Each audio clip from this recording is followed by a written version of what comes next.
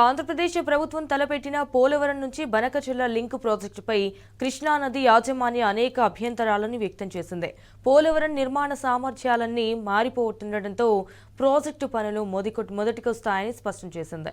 మళ్లీ టీఏసీ అనుమతులు తీసుకోవాల్సి ఉంటుందని చెప్పింది.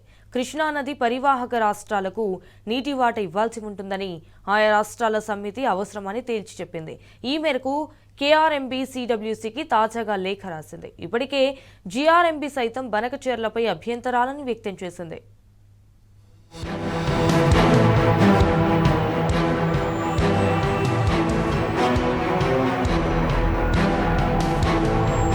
ఆంధ్రప్రదేశ్ ప్రభుత్వం తలపెట్టిన పోలవరం బనకచెర్ల లింకు ప్రాజెక్టుకు సంబంధించి ప్రీ ఫీజిబిలిటీ రిపోర్టును కేంద్ర జలశక్తి శాఖకు సమర్పించిన విషయం తెలిసిందే.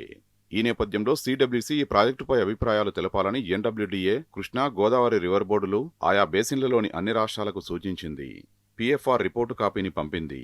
దీంతో బనకచెర్ల లింకు ప్రాజెక్టుపై కేఆర్ఎంబీ తాజా పరిశీలనల్ని పంపించింది. ఈ మేరకు కేంద్ర జల సంఘానికి తాజాగా లేఖ రాసింది.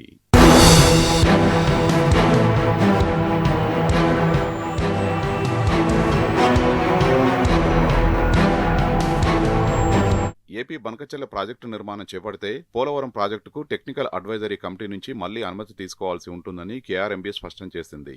బనకచెర్లను గోదావరి బేసిన్లోని పోలవరం నుంచి చేపడుతున్నామని, కృష్ణానదికి జలాలను మళ్లించి తుదకు పెన్నా బేసిన్కు తరలిస్తారని వివరించింది.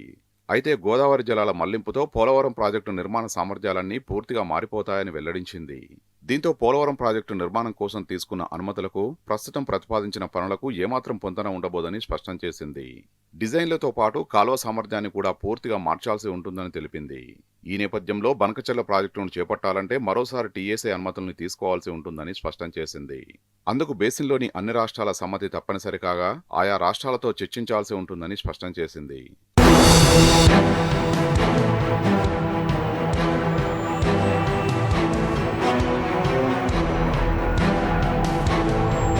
గోదావరి జలాలను కృష్ణానదికి మళ్లించే జలాల్లో కృష్ణా బేసిన్లోని రాష్ట్రాలకు వాటా ఇవ్వాల్సి ఉంటుందని బచావ్ ట్రిబ్యునల్ స్పష్టంగా తెలియజేసినట్టు కేఆర్ఎంబీ గుర్తు చేసింది.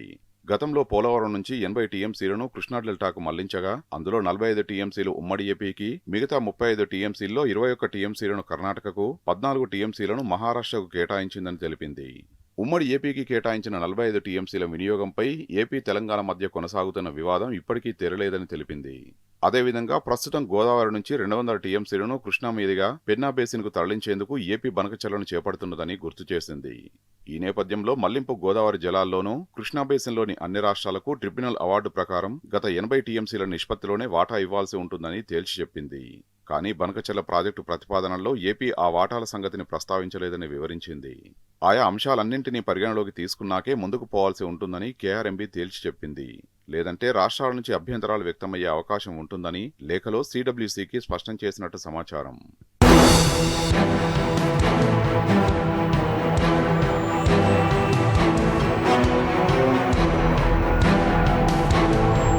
పోలవరం బనకచెర్ల లింకు ప్రాజెక్టుపై అనేక అభ్యంతరాలను వ్యక్తం చేస్తూ ఇప్పటికే గోదావరి నది యాజమాన్య బోర్డు సైతం సిడబ్ల్యూసీకి లేఖ రాసింది. ఏపీ సమర్పించిన పీఎఫ్ఆర్లోని అనేక అంశాలపై సందేహాలను, సాంకేతికపరమైన అభ్యంతరాలను వ్యక్తం చేసింది. ప్రాజెక్టుకు అనుమతులు ఇవ్వకూడదని పరోక్షంగా సూచించింది. ప్రధానంగా బనకచెర్ల లింకు ప్రాజెక్టును పోలవరం నుంచి చేపడుతున్నారని, లింకు ప్రాజెక్టు వల్ల పోలవరం ప్రాజెక్టు స్వరూపం, కాలువలు తదితర సామర్థ్యాలన్నీ మారిపోతున్న నేపథ్యంలో ఆ మేరకు కొత్తగా మరోసారి టీఏసీ నుంచి అనుమతులు తీసుకోవాల్సి ఉంటుందని స్పష్టం చేసింది. ఇప్పటికే ఏపీ అనుమతులకు విరుద్ధంగా పోలవరం ప్రాజెక్టు పనుల్ని చేపడుతుండటంపై అనేక సార్లు ఫిర్యాదులు చేసిన విషయాన్ని గుర్తు చేసింది. అంతేకాకుండా లింకు ప్రాజెక్టు వల్ల ప్రాజెక్టు ఆపరేషన్స్ షెడ్యూల్ కూడా మారుతుందని తెలిపింది. అందుకు గోదావరి బేసిన్లోని అన్ని రాష్ట్రాల సమ్మతి తప్పనిసరి అని, ఆయా రాష్ట్రాలతో చర్చించాల్సి ఉంటుందని జీఆర్ఎంబీ స్పష్టం చేసింది. అదేవిధంగా గోదావరిలో వరద జలాలు ఎన్ని, మిగులు జలాలు ఎన్ని అనే అంశాన్ని తేల్చాల్సి ఉంటుందని చెప్పింది. వరద జలాల గుర్తింపు, తరలింపుపై ప్రత్యేకంగా అధ్యయనం చేయాల్సి ఉంటుందని కూడా తెలిపింది.